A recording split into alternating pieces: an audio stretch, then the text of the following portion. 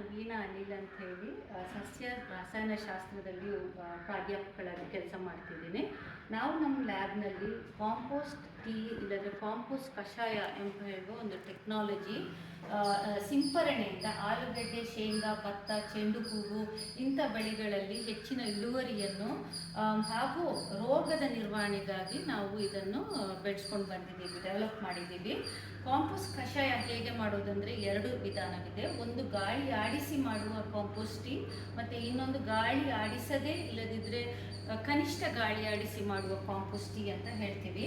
ಇದು ಕಾಂಪೋಸ್ಟ್ ಅಂತ ತಗೊಂಡು 1 kg ಕಾಂಪೋಸ್ಟಿಗೆ 10 ಲೀಟರ್ ನೀರು ಹಾಕಿಬಿಟ್ಟು ಅದನ್ನು ಸತತವಾಗಿ ಗಾಳಿ ಆಡಿಸ್ಬೋದು. ಇಲ್ಲದ್ರೆ ಕನಿಷ್ಠವಾಗಿ ದಿವಸಕ್ಕೆ 1 ಸತಿ ಅದನ್ನು ಮಿಶ್ರಣ ಮಾಡಿ 4 ರಿಂದ 7 ದಿವಸ ಇಟ್ಟು ಕಾಂಪೋಸ್ಟ್ ಟೀಯನ್ನು ಪ್ರಿಪೇರ್ ಮಾಡ್ಬೋದು. ಈ ದ್ರಾವಣವು ತಿಳಿ ಕಾಫಿ ಬಣ್ಣದ್ದಾಗಿದ್ದು ಅದರಲ್ಲಿ ಸೂಕ್ಷ್ಮ ಜೀವಿಗಳನ್ನು ಹೊಂದ್ಕೊಂಡಿದೆ.